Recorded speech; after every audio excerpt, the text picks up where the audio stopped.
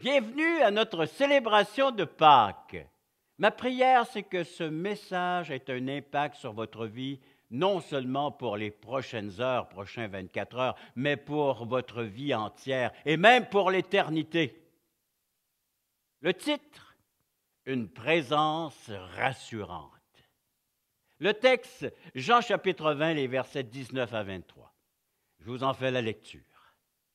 Le soir de ce jour, qui était le premier de la semaine, donc un dimanche, mais pas n'importe lequel des dimanches, un dimanche vraiment spécial, celui où Jésus se présente en tant qu'être vivant. Lisons la suite. Alors donc, premier jour de la semaine, les portes du lieu où se trouvaient les disciples étaient fermées. Je pourrais même rajouter verrouillées, à cause de la crainte qu'ils avaient des Juifs. Les autorités qui venaient de faire l'arrestation de Jésus, Jésus qui passe en jugement, condamné, exécuté, crucifié, enseveli, et ça fait 3 jours. Et les temps passent, et les disciples sont enfermés dans ce lieu. Mais voilà que Jésus vint se présenter au milieu d'eux et leur dit, « La paix soit avec vous. » Et quand il eut dit cela, il leur montra ses mains et son côté, et les disciples furent dans la joie en voyant le Seigneur. Jésus leur dit de nouveau, « La paix soit avec vous. » Comme le Père m'a envoyé, moi aussi je vous envoie. Après ces paroles, il souffla sur eux et leur dit, « Recevez le Saint-Esprit. Ceux à qui vous pardonnerez les péchés, ils leur seront pardonnés. Et ceux à qui vous les retiendrez, ils leur seront retenus. » Il est bon d'avoir une personne sur laquelle on peut compter en tout temps. Une personne qui est disponible chaque fois dont nous en avons un besoin, d'être assisté dans tout ce que nous faisons et accomplissons. Elle est là pour nous encourager, pour nous soutenir, pour nous aider, nous conseiller. Une personne disponible en tout temps. Imaginez, 24 heures sur 24, autant dans les bons que dans les mauvais moments. Le premier aspect du texte, c'est que Jésus arrive au milieu des difficultés, au milieu des problèmes, et il leur offre sa paix. Que la paix soit avec vous. Ma paix, la parole du Seigneur. Quelle importance placez-vous sur la parole du Seigneur? Revenons dans notre contexte. Les portes sont fermées, verrouillées, les disciples planqués sur leur lit, pour ainsi dire, dans la chambre haute, avec des sentiments de peur, de lâcheté, de culpabilité, car tous ont abandonné le Maître. Ils vivent de l'anxiété, l'angoisse d'être à leur tour abandonnés, tout en vivant la persécution. De l'autre côté de la porte, qui est verrouillée, se trouve de la haine. De la haine parmi les autorités qui subsistera, et comme nous allons voir plus tard dans notre lecture, dans le livre des Actes, et les disciples vont accomplir leur service malgré le fait qu'il y a de l'opposition. Pour l'instant, c'est la crainte, c'est la peur, c'est le sentiment qui les fige dans la chambre haute. Ils s'interrogent et discutent sur les événements de la journée. C'est ce qu'on peut lire au début de ce chapitre. Je vous en conseille à faire la lecture. Ils parlent surtout du tombeau vide que les dames ont trouvé très tôt le matin, à l'aube, avec quelques disciples. Lisons un texte parallèle dans Luc. Alors, chapitre Luc, le chapitre 24 tout d'abord, et les versets suivants, 33. Se levant à l'heure même, ils retournaient à Jérusalem et ils trouvèrent les 11 et ceux qui étaient avec eux assemblés. Ici, on parle des disciples sur le chemin d'Emmaüs. Eux aussi, ils partaient troublés, réfléchissant sur la mort de Jésus, deux disciples qui sont perturbés par la nouvelle. Mais en chemin, Jésus les rencontre et les fortifie dans leur foi. Un feu brûle au-dedans d'eux, ils font demi-tour et retournent vers les disciples, et c'est l'histoire que je suis en train de vous lire. Ils disaient, le Seigneur est réellement ressuscité. Il est apparu à Simon, à Pierre. Ils racontèrent ce qui leur était arrivé en chemin et comment ils l'avaient reconnu au moment où il rompit le pain. Et tandis qu'il parlait de la sorte, lui-même se présentait au milieu d'eux. Jésus lui-même se présente et leur dit, « La paix soit avec vous. » Saisis de frayeur et d'épouvante, déjà ils avaient peur de la présence qui pouvait se trouver de l'autre côté de la porte verrouillée, eux qui étaient dans la chambre haute. Maintenant ils ont peur, pensant voir un fantôme, un esprit. Mais il leur dit, « Pourquoi êtes-vous troublés? Pourquoi pareille pensée s'élève-t-elle dans vos cœurs? » Le Seigneur, avec amour, avec gentillesse, reprend ses disciples. Il leur avait annoncé maintes et maintes fois qu'il allait mourir à Jérusalem, qu'il allait être enseveli et qu'il ressusciterait le troisième jour. Mais eux, les émotions ont pris le dessus. Ils ont oublié carrément les paroles du Seigneur. C'est fort, hein, les émotions qui peuvent devenir des sentiments qui s'installent en nous, qui nous font oublier les promesses de Dieu, la parole du Seigneur, des paroles réconfortantes, des paroles qui veulent t'aider, t'encourager, te faire sortir de tes stupeurs, de tes peurs, de tes anxiétés. Pourquoi êtes-vous troublés et pourquoi pareille pensée s'élève-t-elle dans vos cœurs? Voyez mes mains et mes pieds, c'est bien moi. Touchez-moi et voyez un esprit n'a ni chair ni os, comme vous voyez que j'ai. Et il se met à manger avec les siens. Jésus vint avec un corps qui n'est pas soumis aux lois naturelles.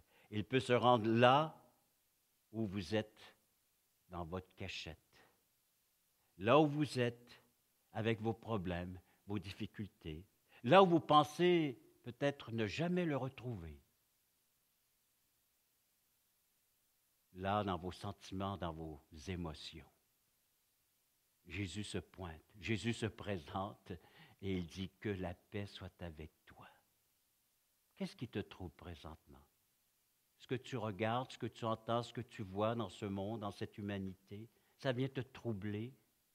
Écoute le Seigneur qui te dit que ton cœur ne se trouble point. C'est moi. Crois en moi.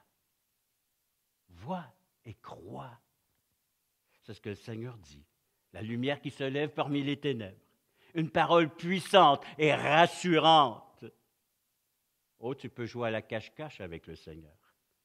Mais le Seigneur sait où te trouver. Tu peux te cacher derrière tes émotions, derrière tes sentiments. Et de dire, non Seigneur, je ne peux pas avancer. Je ne peux plus continuer. J'ai la trouille, la peur. Je vis de l'insécurité. J'ai peur de l'échec. De prendre position publiquement pour toi, Seigneur. Impossible. Écoute la voix du Seigneur. Crois en moi. Je suis vivant, je suis ressuscité et je veux t'accompagner. Je veux être avec toi. Une paix qui commence de l'intérieur.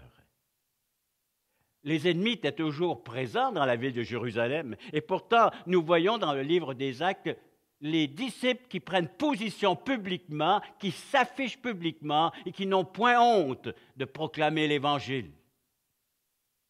Une paix qui chasse les craintes et conduit à la joie. Revenons à notre texte, avez-vous remarqué?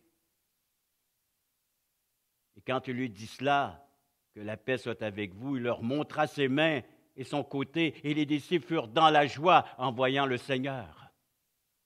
Le voir par la foi, le voir se manifester dans nos vies. Et une paix qui n'est pas comme le monde, qui ne dépend pas de ce monde. Une paix qui donne vraiment des résultats de la joie. Dans Jean chapitre 14, le Seigneur va dire à ses disciples que votre cœur ne se trouble point, ne s'alarme point. Et plus tard, dans le même contexte de Jean 14, il va dire, je vous donne ma paix, je vous laisse ma paix, que votre cœur ne se trouble point. Parole puissante. Le Seigneur peut calmer notre esprit et rassurer notre cœur.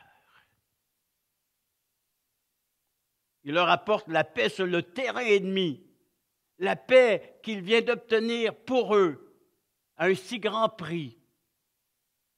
Au dehors, le monde et son agitation, la haine, la mauvaise conscience, et qu'ils essaient de se camoufler ou de se trouver une paix dans la religion. Et au-dedans, dans cette chambre haute, le Seigneur qui est avec les siens et qui les rassure. Quel merveilleux tableau de cette première assemblée autour du Seigneur. Qu'est-ce qui est pratique pour nous dans tout cela? Bien, le Seigneur veut te rassurer par sa parole. Il veut être pour toi une présence rassurante par sa parole. Devant les portes closes, devant tout ce qui vient troubler ton âme, devant ce qui ôte ou empêche la paix de Dieu de se manifester, le Seigneur confronte tes peurs, confronte tes émotions et tes sentiments. Il est là, présent. Écoute-le, prête attention à sa voix douce et calme. Au seuil des épreuves que tu peux vivre, des peurs, des inquiétudes, des rancunes, des blessures, tout ce qui vient troubler tes relations avec tes semblables, avec les autres. Tout ce qui te renferme dans ton petit monde de crainte, ces portes closes qui t'empêchent d'aller vers la maturité spirituelle et de connaître le vrai bonheur, une relation intime et personnelle avec Jésus. Mais ces portes n'empêchent pas le Seigneur d'agir. Il y a de l'espoir pour celui qui croit. Ne crains pas d'en parler au Seigneur afin de bénéficier de sa paix. Un deuxième aspect que je vois dans ce texte, c'est ses plaies. Il leur montre ses plaies.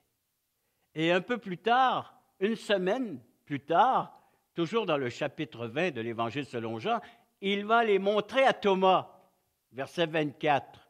Thomas, appelé Didyme, l'un des 12, n'était pas avec eux lorsque Jésus vint, donc la semaine passée.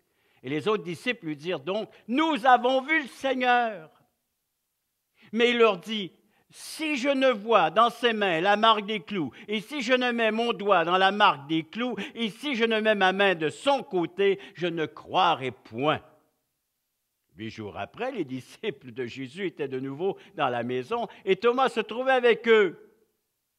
Jésus vint. Encore une fois, les portes étaient fermées.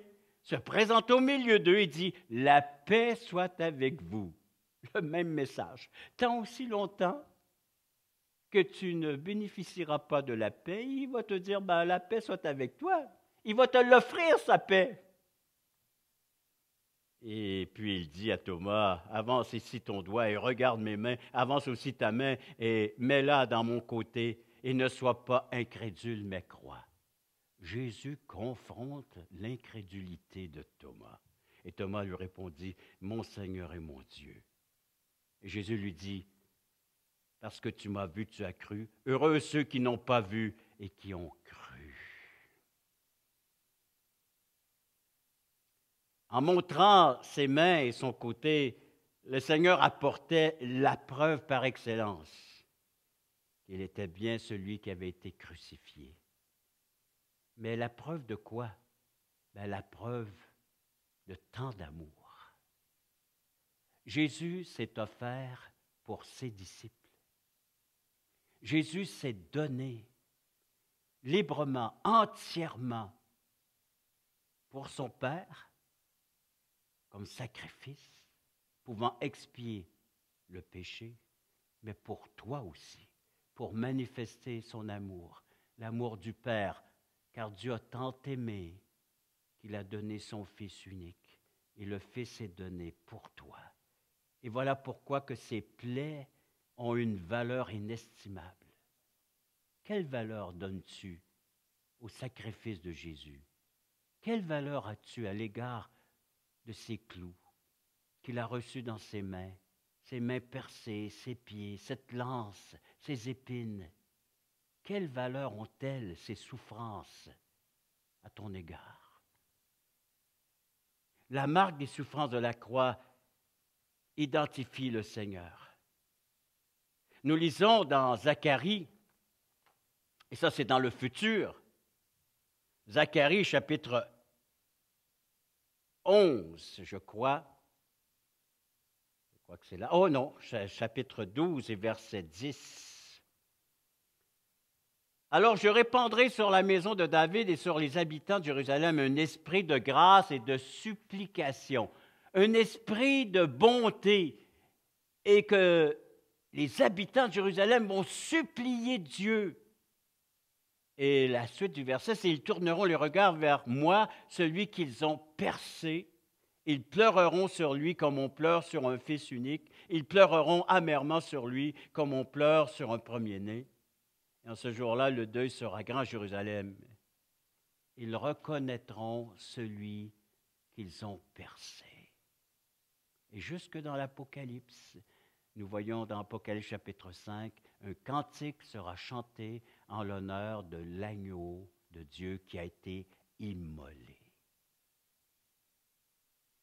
Ces plaies marquent l'histoire de l'humanité. Elles marquent l'histoire d'Israël. Elles marquent l'histoire du futur et même de l'éternité de chacun d'entre nous et d'entre vous. Saisir par la foi toute la portée de ces marques, de ce que Jésus a accompli à la croix pour toi. Le fait d'accepter par la foi ce sacrifice qui te libère de la condamnation éternelle, de la puissance du péché, et te permet maintenant de profiter à l'instant même de la présence de Dieu dans ta vie. Un Jésus, un merveilleux Sauveur et Seigneur de ton existence et de ton éternité, par grâce, par bonté de la part de Dieu.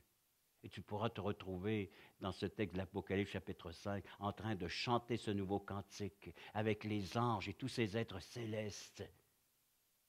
Un chant en l'honneur de l'agneau de Dieu qui a été immolé, qu'il est ressuscité et qu'il vit dans l'éternité avec son Père. Les disciples pouvaient éprouver de la joie en voyant le Seigneur ce jour-là, ce premier dimanche. Mais nous aussi, nous pouvons bénéficier de cette œuvre et nous en réjouir, de savoir que nous sommes pardonnés une fois pour toutes et que nous avons l'assurance de la vie éternelle. Ces plaies du crucifié et du ressuscité, puisque ici, dans le contexte, c'est le ressuscité qui montre ses plaies à ses disciples, ouvrent les portes du ciel. Sans la présence de la valeur de ces plaies, les portes du ciel demeurent verrouillées pour celui qui ne croit pas en ce sacrifice. Voilà pourquoi que nous sommes encouragés aujourd'hui par les textes à placer une entière confiance dans l'œuvre du Seigneur Jésus-Christ. Tu veux que le ciel s'ouvre pour toi? Maintenant, mets ta foi dans les plaies, dans le sacrifice de Jésus, le ressuscité. Sinon, tu seras séparé de Dieu, de sa maison, de sa demeure, de ses bons soins, et cela éternellement. Qu'est-ce qui est pratique dans tout ça? Mais de reconnaître qu'en dans le sacrifice de Jésus, c'est la bonté de Dieu pour toi. Que c'est la preuve de sa fidélité, de l'accomplissement de ses promesses, de sa parole et de son amour envers le Père et envers ses disciples. D'assurer par son œuvre, son sacrifice, son don d'amour, par la valeur de ses plaies, que tu pourras vivre éternellement avec lui. Dans Philippiens chapitre 3, verset 10, il est écrit, Philippiens 3, 10, écoutez ce que l'apôtre Paul dit. « Ainsi je connaîtrai Christ et la puissance de sa résurrection et la communion de ses souffrances, en devenant conforme à lui dans sa mort pour parvenir, si je puis, à la résurrection d'entre les morts. Voyez-vous, Paul était attaché aux souffrances de Christ. Et il vivait jour après jour, sachant que c'est par ses souffrances qu'il peut maintenant vivre. C'est par la vie que Christ a accordée, lui a donnée, qu'il peut vivre sa vie chrétienne. Et il porte les souffrances de Christ avec l'espérance d'un jour d'être ressuscité avec lui, avec le Christ. Il va dire la même chose un peu plus loin, dans d'autres de ses lettres. Mais allons voir l'apôtre Pierre. Pierre aussi avait cette espérance dans 1 Pierre chapitre 4 et verset 13.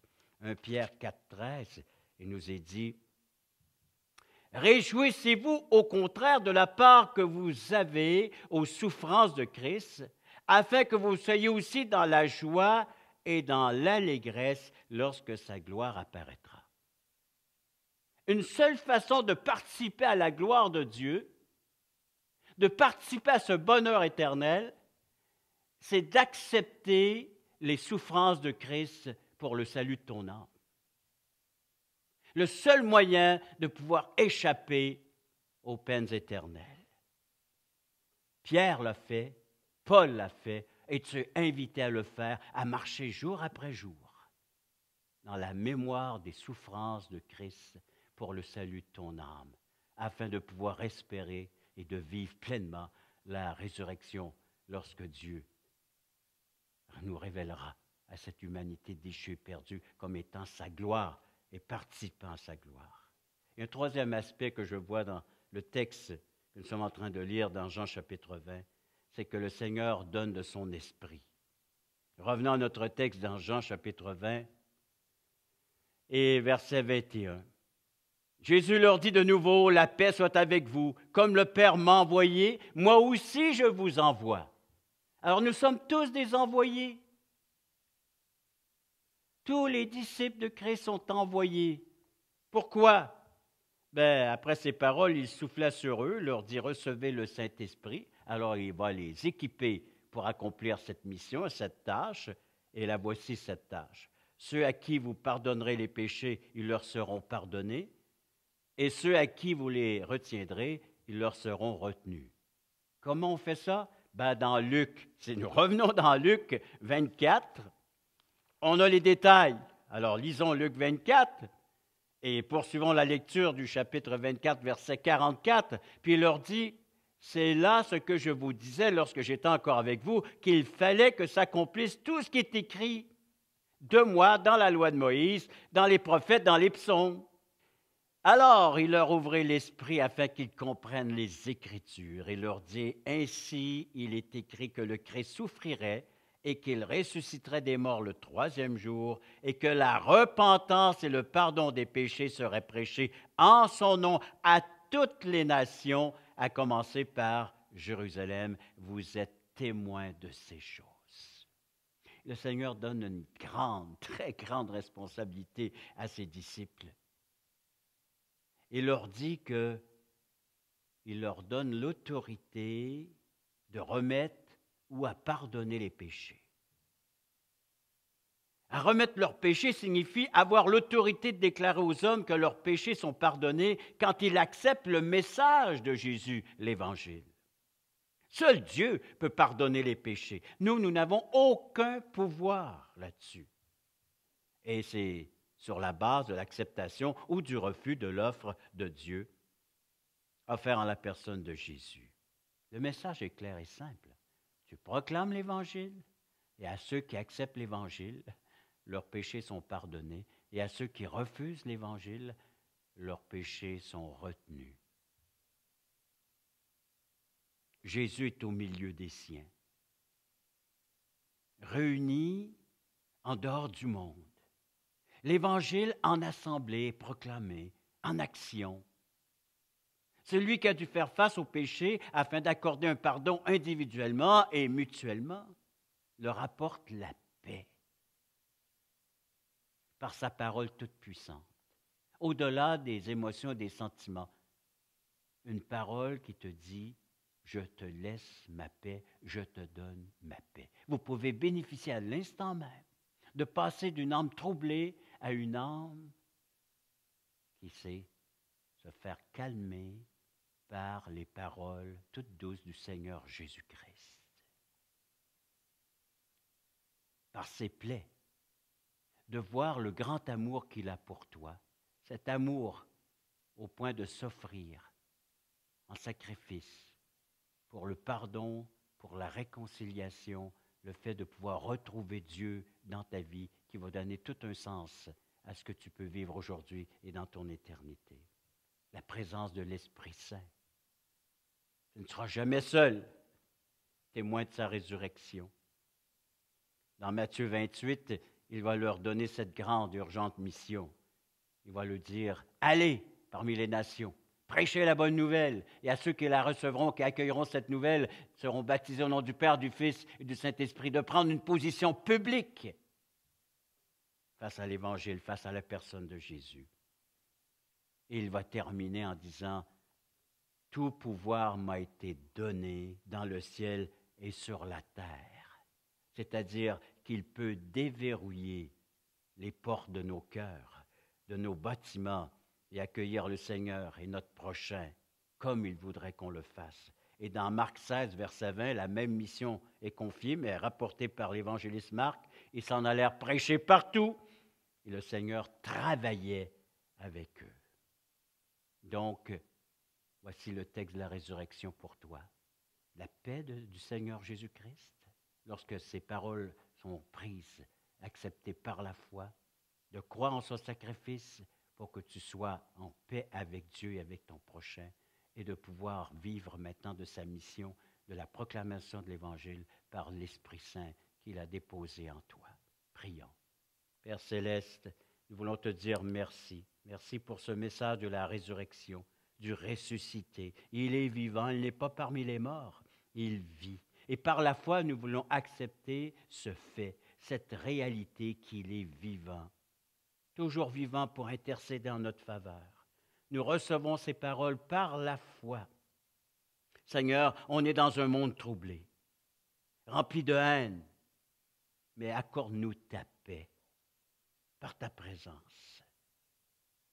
Nous voulons croire en la valeur de ton sacrifice, de ces plaies qui sont la preuve de ton amour, de ta fidélité envers chacun d'entre nous. Et nous voulons vivre par l'Esprit, cet Esprit que nous recevons lorsque nous nous repentons de nos péchés et que nous nous tournons vers ton Fils, nous recevons ce cadeau qui est la vie éternelle. Seigneur, que nous puissions vivre pleinement de cette réalité de la paix, de la valeur de ton sacrifice et de l'Esprit qui vit dans la vie, dans le cœur des croyants, de laisser Christ s'exprimer parmi nous. On te le demande au nom de Jésus, nous disons Amen.